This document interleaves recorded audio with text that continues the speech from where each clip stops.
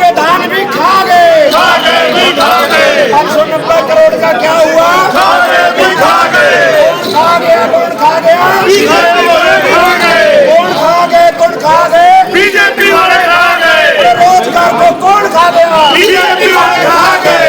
2100 रुपए महिलाओं के कौन खा गया? बीजेपी वाले खा गए। किसानों के मुआवजे को कौन खा गया? बीजेपी वाले खा गए। अरे किसानों के मुआवजे को कौन खा गया? बीजेपी वाले खा गए।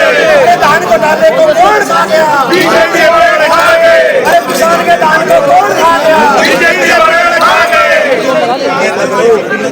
1500 करोड़ कौन खा गया? बीजेपी वाले खा गए। 1500 करोड़ मजदूरों के कौन खा गए? ये मुद्दे ही मुद्दे हैं। ये सरकार हर उसमें विफल है। ना कानून व्यवस्था इनके हाथ में है, बेरोजगारी में नंबर 1 हो गया और आपका मुआवजा नहीं मिल रहा किसानों को MSP नहीं मिल रही। हर मुद्दे पे सरकार विफल है। अब मनरेगा जो गरीब आदमी के लिए था उसको बदल रहे हैं। उन्होंने फैसला कर लिया है उसको ख़त्म ही करना है। क्यों? 8 लाख मनरेगा के रजिस्टर्ड वर्कर हैं और इन्होंने कुल 21 आदमी को 100 दिन का रोजगार दिया है और कंपनसेशन देने का उसमें था। पिछले साल में 5 साल में एक को भी कंपनसेशन नहीं दिया। मनरेगा का जो मजदूर है, जो लाभार्थी है, वो 90% दलित और बैकवर्ड क्लास से हैं। और ये जो इन्होंने वायदे किए थे, 20 वायदे किए थे, जैसे सारी महिलाओं को 21 से 21 देंगे। अब क्या कर रहे हैं? कभी कुछ लगा रहे हैं, कभी उम्र लगा रहे हैं, कभी आय लगा रहे हैं, कभी कह रहे हैं जिसके बच्चे पढ़ेंगे। इसी प्रकार से 2 लाख रोजगार देने की बात कही थी। जो HKRM है उनको पक्का करने की बात कही थी। तब 1,20,000 थे। अब अपने अभिभाषण में उन्होंने कहा 1,18,000, वो भी पक्के नहीं कर रहे। तो पूरा कानून व्यवस्था यहाँ तक हो गई कि असुरक्षित, जो हरियाणा जो है पूरे देश में सबसे ज़्यादा असुरक्षित है। ये सोशल प्रोग्रेसिव इंडेक्स कहता है गवर्नमेंट ऑफ इंडिया का, असुरक्षित है क्योंकि यहाँ पर गैंग जो है वो कर रहे हैं काम। ऑर्गेनाइज क्राइम चाह रहा है।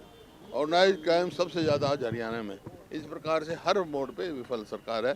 इसके खिलाफ हम करें उठो जागो और नहीं तो गद्दी छोड़ो। हम देख रहे हैं कि झुंझुनू भी लेके आप जा रहे हैं आज, तो ये सरकार को देंगे क्या? हैं? सरकार झुंझुना बजाएंगे, ये सरकार झुंझुने बजा रही है, कल कुछ नहीं। इन तमाम मुद्दों को विधानसभा में भी आपकी तरफ से उठाया जाएगा? बिल्कुल उठाए, कल भी उठाए, आज भी उठाएंगे। अरोड़ा साहब ने पूरे एक मुद्दे सारे उठाए। और आपको 590 करोड़ का फ्रॉड जो है, उसमें हरियाणा सरकार ने FIR जो है वो कर दी है अलग-अलग धाराओं पे, उससे आप क्या कहेंगे? आप सो के जाग रहे हैं, पहले वो हो गया, आप सो के जाग रहे हैं। ये तो उनका बैंक की आप देखो ना स्टेटमेंट, वो तो 6 महीने पहले हो गया। FD ने इनको चेताया था। विधानसभा एक सही मंच होता है अपनी बात कहने का। सरकार की तरफ से हर एक बात का जवाब दिया जाएगा। पहले माननीय मुख्यमंत्री महोदय कह चुके हैं, लेकिन कांग्रेस के साथी तो अपनी बात कह करके वॉकआउट कर जाते हैं या बाहर प्रदर्शन करने का काम करते हैं।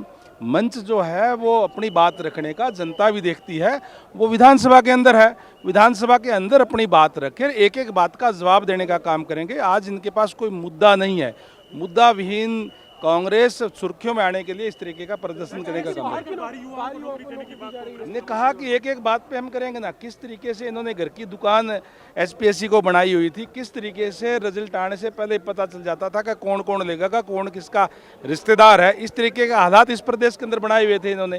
वो सारी बात हम करेंगे ना, विधानसभा के अंदर आए बात रखें। कांग्रेस का आरोप यही लगा है कि वो कहते हैं कि जब मुद्दे उठाते हैं हमें बोलने नहीं दिया जाता। कौन रोकता है बोलने के लिए? पूरा टाइम दिया, पूरा लंबा टाइम इस बार सेशन का रखा है कि पूरी डिबेट करे और सेशन के अंदर रह करके और अपनी बात रखे और उसका जवाब जरूर सुने, ये जरूर मैं कहूँगा। अच्छा, मंत्री जी ने भी कहा कि जवाब धरने का क्या समझते हैं आप? राजनीतिक रूप से केवल ये है कि किसी तरीके से प्रेस की सुर्खियां बने, लोगों में जाए कि हम के मुद्दों के पे लड़ाई लड़ रहे हैं। लड़ाई लड़ने की जगह तो ये बोलते नहीं, तथ्यों पे बात रखते नहीं, वहाँ से तो वॉकआउट कर जाते हैं और बाहर प्रदर्शन कर रहे हैं।